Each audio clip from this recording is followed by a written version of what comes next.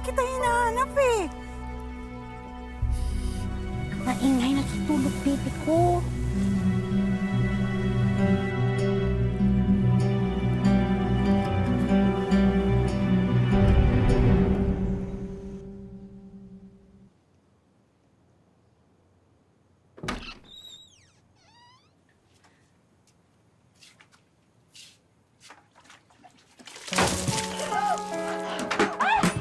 Yan!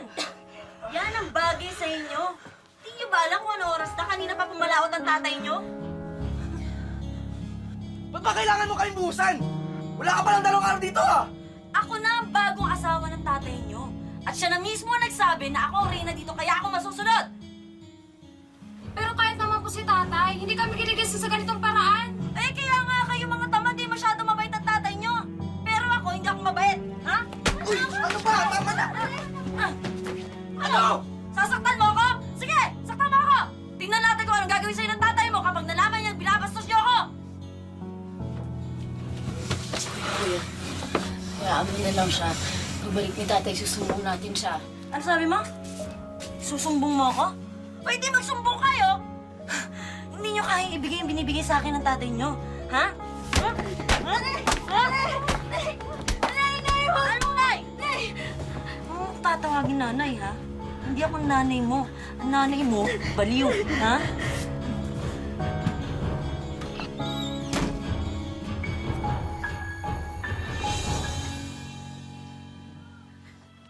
Wala na raw hihigit pa sa pagmamahal ng isang ina sa kanyang anak. Sa kasamaang palad, hindi ito nadama ni Malin at ng kanyang mga kapatid dahil sa hindi inaasahang pangyayari. Sa halip, puro kalupitan at pananakit ang kanilang kinamulatan sa mga taong tila walang puso at awa. Magandang araw po mga kapuso. Ako po si Vicky Morales at ito ang Wish Ko Lang.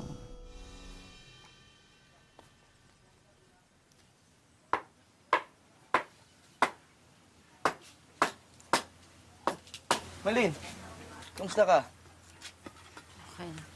Kumusta mga latay mo? Masakit pa rin ba? Okay lang, kuya. Kuya, gusto ko sana tanungin eh. Ano yung sinasabi ni Tita Maribel kanina na baliw daw si nanay?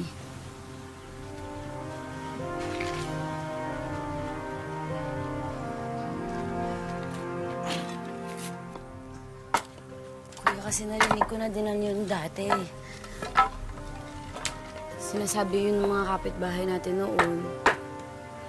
Pati yung mga kaklase ko nung nag-aaral pa tayo. Kuya. Kuya, totoo ba yun?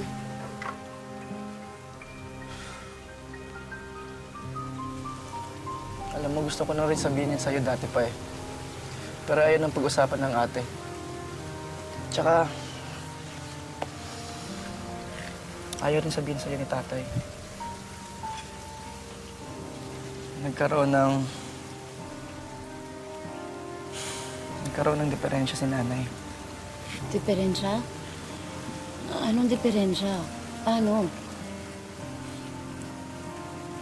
Hindi ko na halos matatandaan eh. Malilit pa natin noon eh.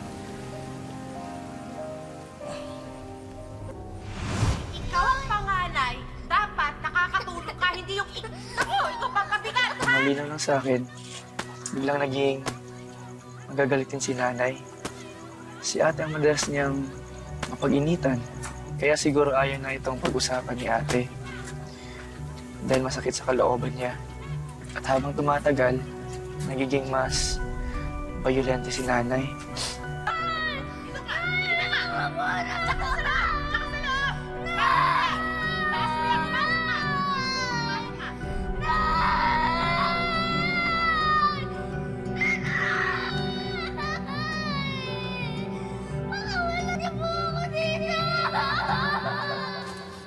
Tandaan ko, isang umaga, wala na si Lola, tsaka si Nanay.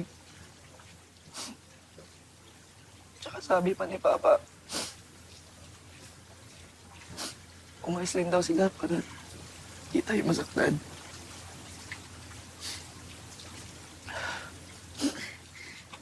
Ibig sabihin nun, buhay si nanay. At kasama niya lang si Lola. Malin, I'm sorry ha kung hindi namin nasabi sa'yo yun. Kaya lang kuya, naiintindihan ko naman yun. Ayaw niyo lang sumama yung loob ko. Pero bakit hindi natin sila hanapin?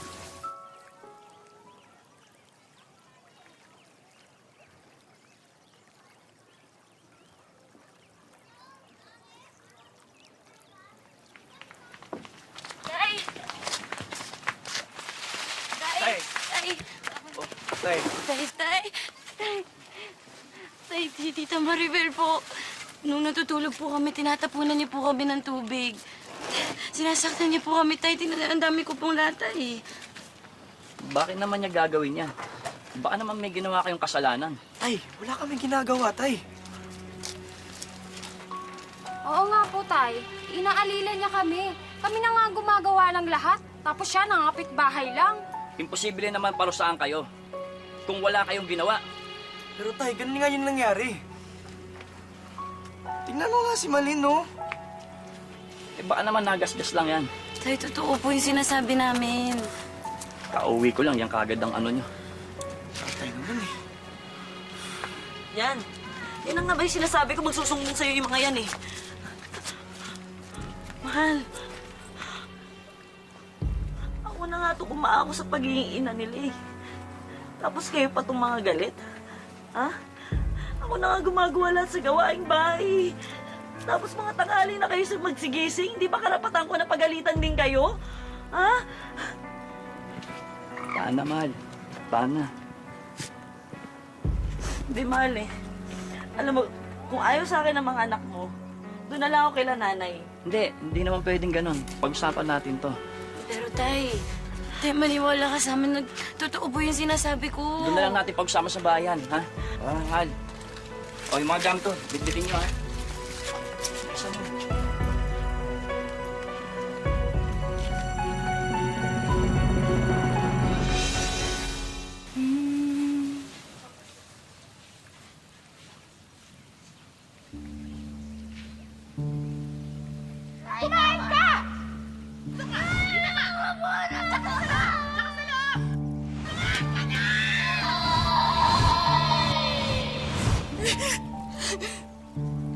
Leslyn?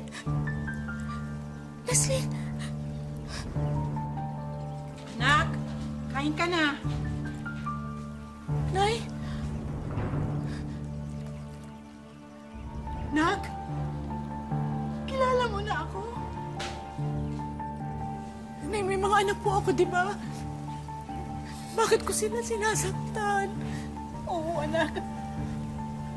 Oo, may mga anak ka. Bakit ko sila sinasaktan? Yung anak ko si Leslyn. Si Leslyn, Nay. Nay, bakit ganun? Sinasaktan ko sila. Nay. Asan sila, Nay? Yung mga anak ko. Oh, tandaan nyo, mula ngayon, susunod na kayo sa Tita Maribel nyo, ha? Ingat ko. Oo. Oh, siya nga pala. Sa 1 linggo na uwi ko. Kasi bebenta ko pa sa pier yung mga huli naming isda. Ha? Sige. Ingat ka. Okay. Mahal, ingat ka. Ingat. Ingat tayo.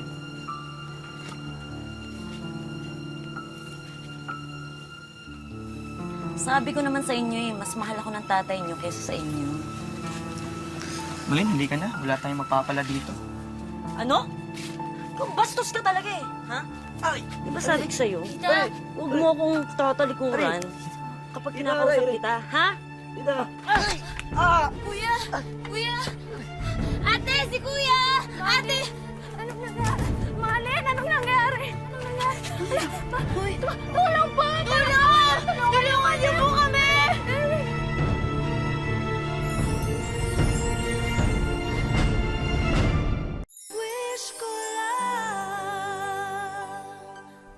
Dahil lingguhan ang uwi ng kanilang ama, Hindi nito natututukan ang kalagayan ni Malin at ng kanyang mga kapatid. At habang tumatagal, palala ng palala ang kanilang sitwasyon.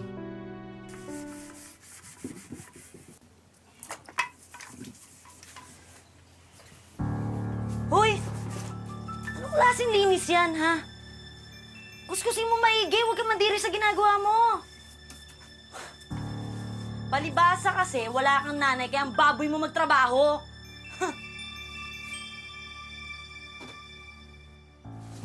O ano? Uy, saan ka pupunta, ha? Eh kung ayaw kong tapusin, anong gagawin mo? Uuntog mo din ako sa pader? Ay, hindi. Ganito. Halika dito. Ha? Luwad! Ha? Yan yung mukha mo. Kiskisin mo pa ganyan. Oh, ang dumi pa, oh. Dapat ganyan. Oh, kiskisin mo maigi. Oh, di ba ganyan dapat magtrabaho? Oh, di ba mas malinis? Ganyan dapat. Sobra ka na! Bitawan na kapatid ko! Ano ba? Mga walang niya kayo? Sasabihin ko to sa tatay niyo, ha? Pinagtutulungan niyo ako. Okay ka naman. Malin. Malin. Ano, okay ka lang? Ano nangyari na naman? Nasaktan ka ba, Malin?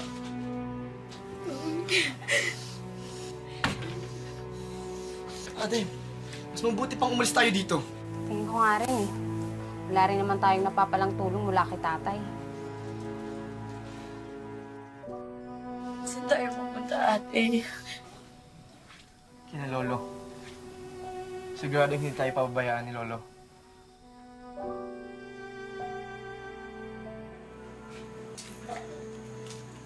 Lolo? Oh, Erwin, ikaw ba yan? Oh, anong nangyari? No! Gabing-gabi na. Ang tatay nyo. Ano po kasi, Lo? Yung bagong asawa ni tatay. Sinasaktan po kami. Ah, ganun ba? Siya nga po may gawa nito eh. O, ba't ganun? Ano sabi ng tatay nyo? Mas kinampihan niya Polo yung babaeng yun.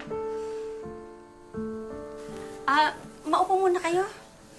Kukuha ko kayo ng inumin.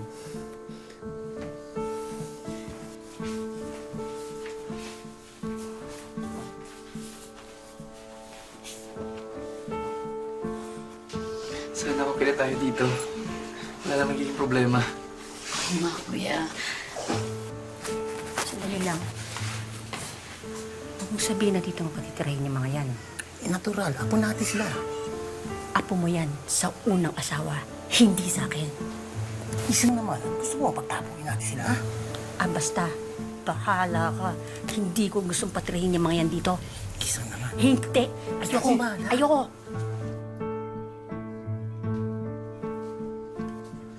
O ito, magsiinom muna kayo at maghahanda lang yung lola nyo. Salamat po, Lolo.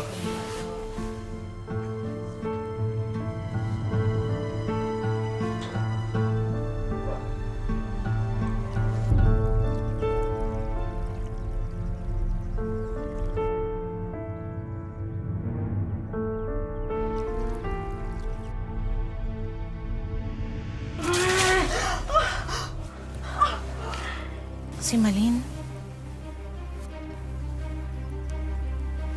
Anak ko si Malin. Di ba sabi niyo sa akin kagabi, ganito ang pampagising ni Madrasta? Eh di sinubukan ko. Ang sarap, di ba? At saka may iba pa akong anak. Si Erwin! Si Erwin! Anak ko si Erwin! Hoy, kayong tatlo. Kung sa akala nyo, mapapadali ang buhay ninyo dito. Nagkakamali kayo. Oo, anak mo si Erwin! Tsaka teka. Si Neslin! Si Neslin! Nay, nasan sila? Ako ang pangalawang asawa ng lolo niyo. At hindi ko kayo kadugo! Malin! Erwin! Neslin! Nasan sila, Nay? Nasan ang mga anak ko? Nasan sila? Kaya kayo, gagawin ko ng impyerno ang buhay ninyo! Neslin! Erwin! Nahanapin natin sila! Nasaan kayo? Mga anak ko, nasan sila, Nay? Nasan sa mga anak ko? Mahal ko sila.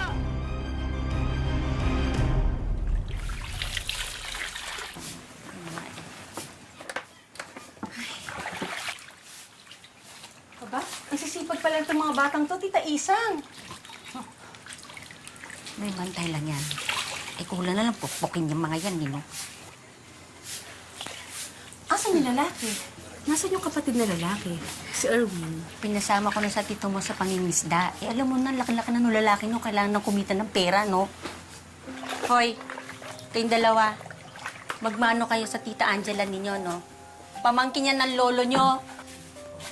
Grabe naman itong dalawang to. Kailangan pa pagsabihan, ha? Si Malin? At ikaw si Neslin? Tama ba ako? Lalaki mo nila. Kailangan ko kasi ng katulong sa tindahan ko sa palengke. Ang sabi ng lola mo, kung papayag ka, Neslin, kukunin kita. Aba, pwedeng-pwede yan. At least, makakabawas sa gastusin dito sa bahay. Ang lalakas lumamon ng mga yan. Papayag ka ba, Neslin? Mapag-aaral naman kita eh. At saka isa pa, may sinisweldo ka naman sa pagtitinda mo. Kapag aral po. Pero iiwan ko po si Malin. Sensya na isa lang kasi ang kaya ko ampunin eh.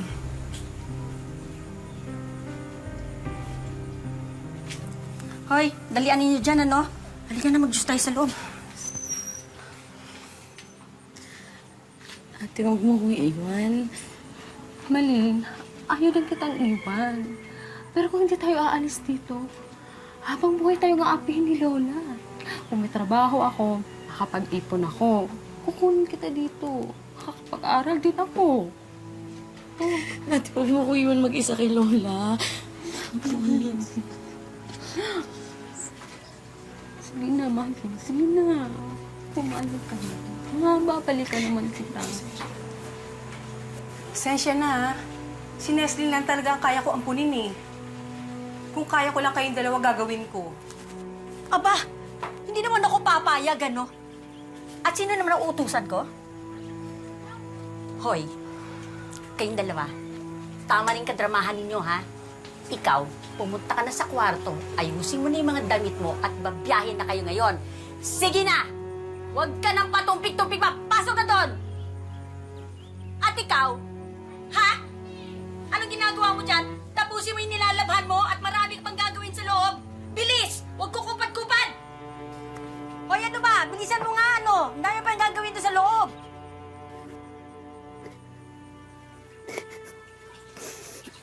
O sige ha, basta kung sakali may mabalitaan kayo dyan tungkol sa pamilya namin, pakitawagan na agad ako, Mare, ha? Doon na lang sa number na binigay ko sa'yo. Oo. Salamat, salamat. Ay, kung sakali pong tatawag ulit yung kaibigan ko, pakisabihan po ako agad, ha? Sige po. Salamat po. Wala pa rin balita. Wala pa po na eh.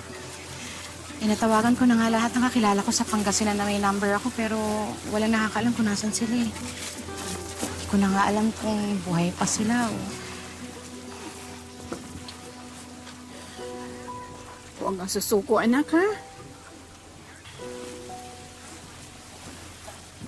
Hindi po ako susuko, Nay.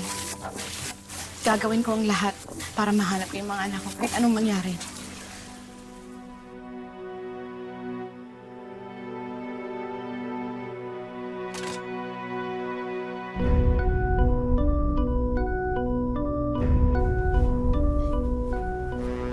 Sinunod mo si Nay? Hindi po, umapulong po yung tubig kaya po... Sumasagot ka? Galit ka, ha? Lalaban ka? Ha? Tingnan ko lang at tigas pa yun! Mama! Kala mo, tigas ka!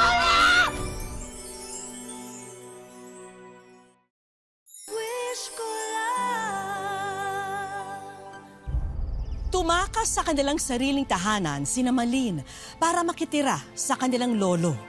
Pero nagkamali sila sa pag-aakalang makakahanap sila roon ng katahimikan. Ano, lalaban ka? Mali!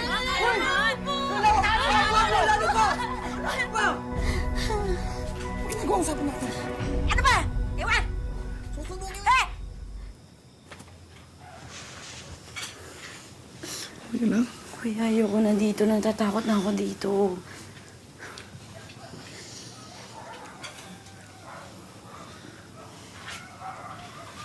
Lolo. Maraming salamat po sa pagkupkop sa amin. Baka dapat po kailangan naming umalis ngayon. Bago may mangyaring masama kay Malin. Sa totoo lang po, hindi ako mapakalit tuwing iniiwan ko si Malin dito habang nangingisda tayo. Kayo na sanang bahala magpasensya sa lolo nyo, ha? O sige, kunin nyo yung mga gamit nyo. Hatid ko na kayo sa Maynila.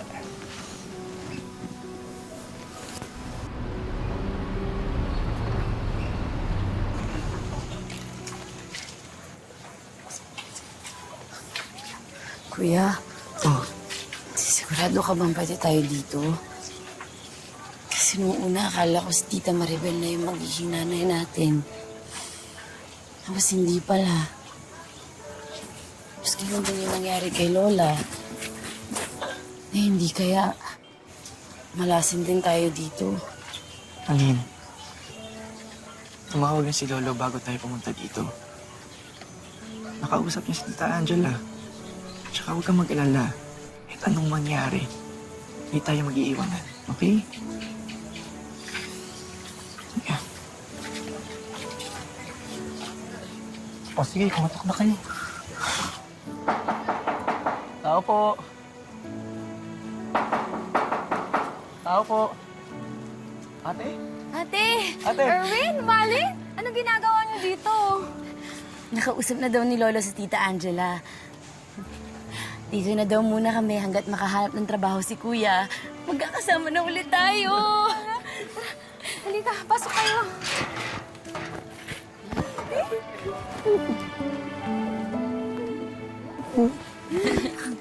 Siya nga pala. Binigyan niya ako ng luma niyang cellphone. Wow naman! Nakapag-internet na ako. At alam niyo kung ano una kong ginawa. Hinanap ko si Nani sa Facebook. At may nakita akong kamag-anak natin. Ito siya, oh. Anong sabi? At alam niyo kung anong sabi niya. Nasa probinsya daw si Nanay. Talaga? Oo. Thank you. Salamat. Mukhang mapaaga tayong maumusan ngayon, anak. Oo nga, Nay. Tsaka kailangan para makatulong dun sa paghahanap ko sa mga anak ko. Merling! Yang! Ano po? Ang kawan ka ng Diyos. O, Insan. Ano balita? Nadalaw ka? May magandang balita kasi ako, Insan. Yung anak ko, may nakausap sa Facebook. Nagtatanong daw kung kamag-anak ka namin. Ha? Sino daw yun? Anak mo daw, si Neslin. Si Leslie, buhay ang anak ko. Oo, pati ang mga kapatid niya. Hinahanap na nga nila eh. Nay po, buhay ang mga anak ko, Nay. Buhay sila. Salamat sa Diyos, anak.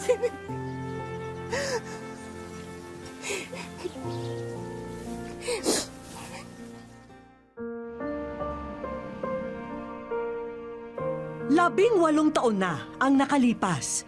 Ito na ang mga supling na naiwan noon ni Merlin. 22 anyos na si Erwin, habang si Malin naman ay 21 taong gulang na. Hindi naman kami napaunlakan ng panganay nilang kapatid na si Neslin dahil nasa Ilocos siya at kapapanganak pa lamang. Isang malaking latay na nga sa pagkatao ng magkakapatid ang malayo sa ina. Pero mas mahapdi para sa kanila ang naging kapalaran sa kamay ng kanilang madrasta. Kasi isa na rin po akong nanay. Alam ko po yung pakiramdam ng isang ina na kasi ayaw niya po mangyari sa anak niya kung ano po yung... Kung may mangyari masama sa anak niya, ayaw, hindi niya po gugustuhin yun. Kaya pagiging masaya po ako pag makikita ko po yung mama namin kasi yung mga kapatid po namin. Bagamat hindi na raw sila musmus ngayon at may wasto ng kakayanan para hanapin ang nawalay na ina, kahirapan naman sa buhay ang nagiging sagabal sa kanila. Kaya nagbabaka sakali ang magkapatid na mapanood sana ng kanilang Mama Merlin ang ginawa naming interview sa kanila. Gusto po na namin kayong makita, Ma.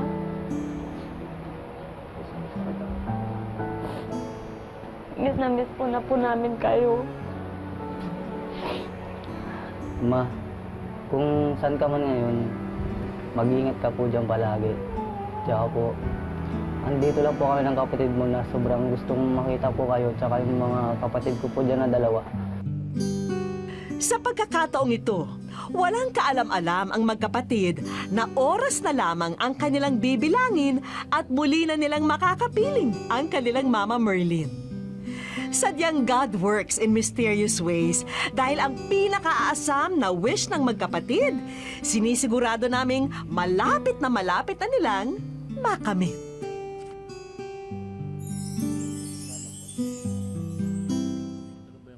Sa aming pagbabalik, Ticket sa aeroplano. Wish ko lang. Ang laki-laki. wish ko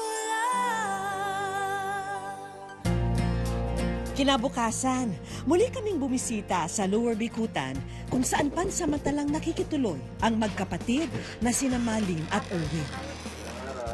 Ticket sa aeroplano. Wish ko lang.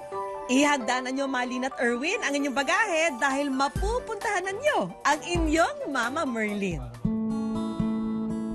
Sa eroplano pa lang, bakas na ang pananabik sa mukha ng magkapatid. Ano nga kayang kalagayan ng ina ang aabutan nila? Bumalik kaya sa alaala ni Merlin na sila ang mga anak na naiwan noon? Sa bayan ng Labason, Zamboanga del Norte, natuntun na ng isa naming grupo ang kinaroroonan ni Merlin. Kasama niya rito ang tanging sanggol na nabitbit niya noon papuntang Mindanao na si Rochelle. Ang anak na si Nestor naman ay nasa sinapupunan pa noon nang pumunta sila rito. Pero nasa pangangalaga pa rin si Merlin ng kanyang ina. Hindi na raw kasi nanumbalik ang katinoan niya mula nang iuwi rito. Nagpapalo si Neda na ako, magulang ni Nestor, nga si Merlin, di na matuon nila. Lumipas na lamang ang mahabang panahon na natiling wala sa katinoan si Merlin. Tuluyan ang bumigay ang isipan ng ilaw ng tahanan. Ang hindi nila alam, kalalapag lamang ni Malin at Erwin sa barangay kung nasaan ang kanilang ina. Ang magkapatid, walang inaksayang sandali. Agad tinunton kung saan daw matatagpuan ang tahanan ng ina. Sino po dyan si Mama Merlin po? Unang humarap sa magkapatid ang kanilang lolo at lola.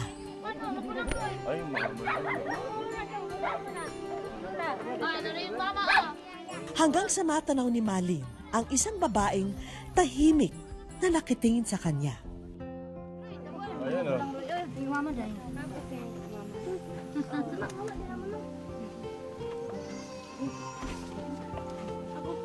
Labing-8 taong hinintay ni Malin ang tagpong ito. Pero ni isang yakap, wala siyang natanggap mula sa ina. Doon na rin nakilala ni Malin ang dalawa pa nilang kapatid, sina Rochelle at Nestor. Magkahalong lungkot at saya ang naramdaman ni Malin sa ina. Mama ko po. Sino siya? Anak na ako siya. Anak mo siya? Anong pangalan niya? Marlin. Mali. Oh, naalala mo, di ba? Naalala mo? Kuya na sa akin, magkamukha daw tayo. Nahihirapan si Malin kunin ang loob at atensyon ng ina. Hindi man tuluyang maunawaan ni Merlin kung sino ang babae sa kanyang harapan, umasa na lamang si Malin na sa pamamagitan ng kanyang hawak, mararamdaman ng ina ang labis na pangulila niya sa kanya. Kasi bilang po isang anak, ako po'y nahihirapan, ako po'y nasasaktan. Sa ngayon, ang hiling ni Malin ay para na lamang sa dalawa niyang nakababatang kapatid. At kalaunan ay matulungan ang kanilang ina. Pangako po sa lumuwas ng Manila para matulungan po ang nanay at saka si Lula po. Naway makatulong ang financial assistance na ito sa inyong magkakapatid. Meron ding medical assistance na magsisilbing ayuda para muling mapatignan si Merlin sa mga espesyalista. Dahil po sa inyo, nakita ko yung mga kapatid namin at yung lola at nanay namin. Kaya maraming salamat. Sa wakas, napawi na ang mahabang panahon na pangungulila. Kaya napunan na ang puwang sa kanilang mga puso dahil madadama na ang pagmamahal ng ina sa kanyang anak. Hanggang sa susunod na Sabado mga kapuso, ako po si Vicky Morales at ito po ang Wish Ko Lang.